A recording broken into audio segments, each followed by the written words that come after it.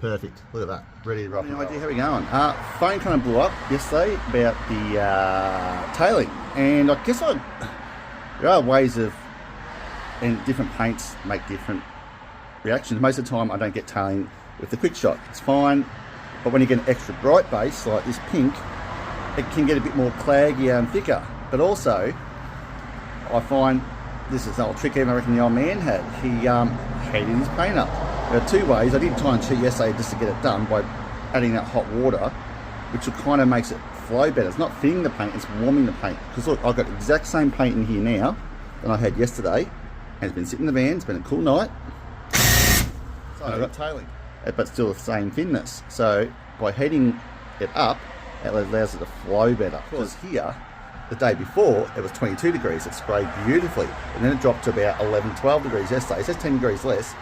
It was having trouble getting the flow right. Basically, you can grab your can. I don't have a bigger pot, but that'll do for this one. You can loosen a little bit if you want to. And we're going to pour hot water all around it. This is one way. This will heat the paint and make the viscosity of the paint, which is the thickness, thin and flow. So by pouring it in, it's going to heat it. We lift it, we'll give it a bit of a stir, and that'll thin that paint down. As I said, the viscosity will be thinner, it'll spray. It's not the thinness of the paint, as you saw, it's the heat of the paint. That's why they have those heat belts that are worth 4K or whatever they are, or $3 grand, they wrap around the tin and stuff like that. Hot water's cheaper. Anyway, flow better. We used to have those cups, some of them, remember? We used to, bring spraying with a high volume pressure viscosity cup when it would flow through with about 40 seconds.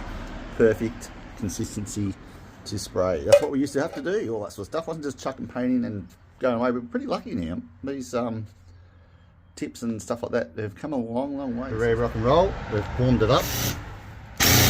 Perfect. Look at that. Ready to rock and roll. So it's as simple as that. You're not doing anything wrong. Sometimes it's the conditions of the weather, or the paint's a bit cold or thicker.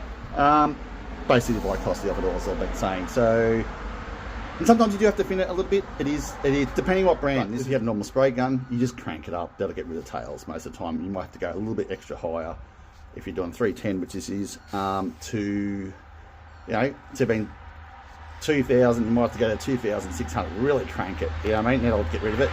And if it doesn't, you do that, thin it up a bit, heat it up a bit, and she's good to go. Anyway, in saying that, better go spray a door. Hope it helped.